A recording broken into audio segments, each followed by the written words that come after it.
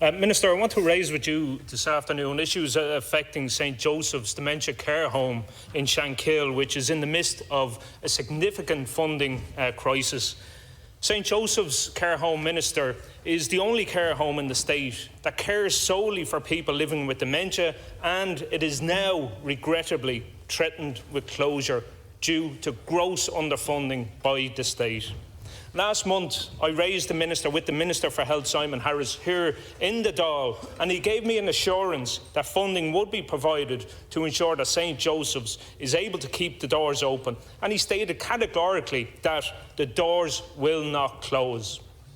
However, Minister, unfortunately, things have reached crisis point, and in recent days, the management in St Joseph's have taken the unfortunate decision and have informed families and staff that they are to stop taking residential admissions with immediate effect. And this is a completely unacceptable situation, Minister. There are currently 60 people living in St Joseph's, and up to 120 people use the service, the daycare service, on a weekly basis. And I want to welcome the fact that funding has been provided for the daycare aspect of St Joseph's.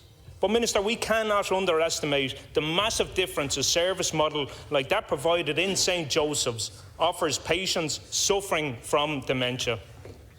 It provides an excellent level of care, and they provide massive comfort to the families and the loved ones of those suffering from dementia.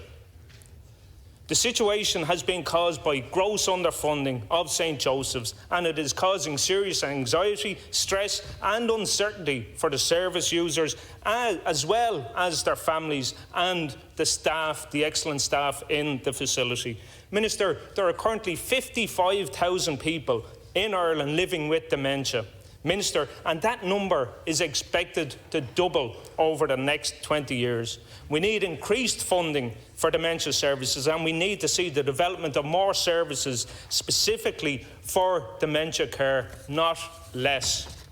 So I'm calling on Minister Harris to honour his commitment he gave here to immediately intervene and to ensure that the staff in St Joseph's can continue to do the excellent work that they do. That the service is protected and that the staff and patients have certainty.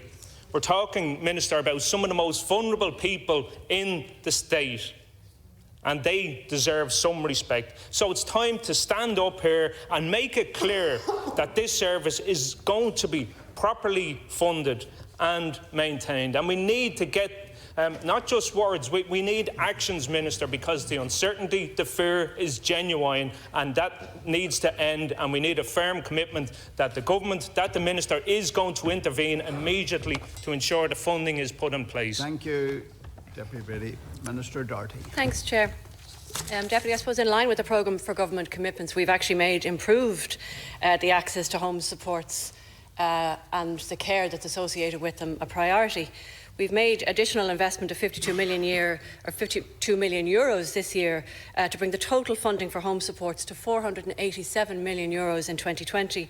And in 2020, the HSE are going to deliver 19.2 million hours of support, and that, I suppose, represents an enormous increase from last year.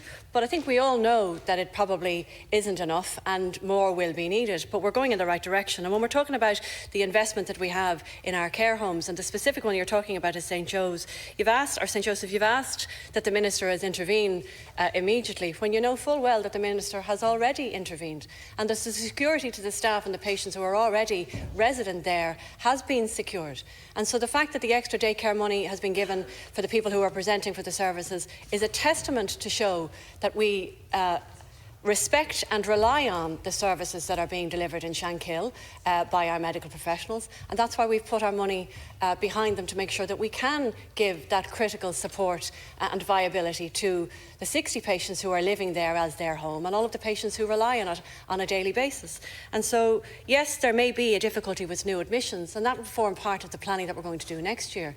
But when you came to us with the crisis a number of weeks ago, both the HSE and the Minister stepped up immediately, gave extra funding to shore up the service to ensure its viability, so that we can show the respect to the service providers who are giving it to us and the value of the service that they're giving for their patients.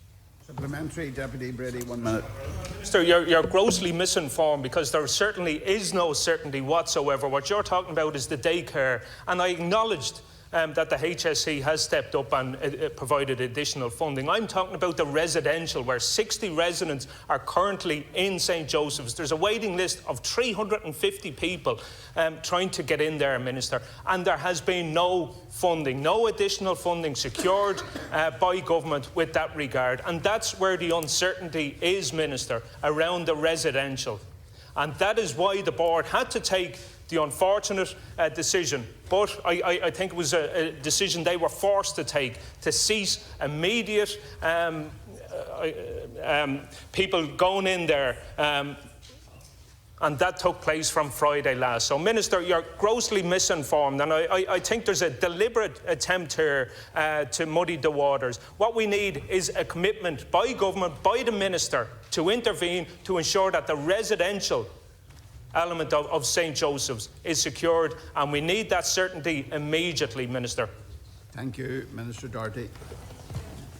Deputy, what I'll say to you is that there is absolutely certainty for the 60 residents who are currently living in St Joe's, and that will continue to be so. And yes, whilst I appreciate there is a waiting list to get in there, I'm actually quite sure there's a waiting list to get into all of our residential homes, both private and public, the length and breadth of their country. They're supported by the Nursing Home Support Scheme, and we'll continue to support, through the extra funding that was allocated to St Joseph's last week, the daycare services, which is thriving.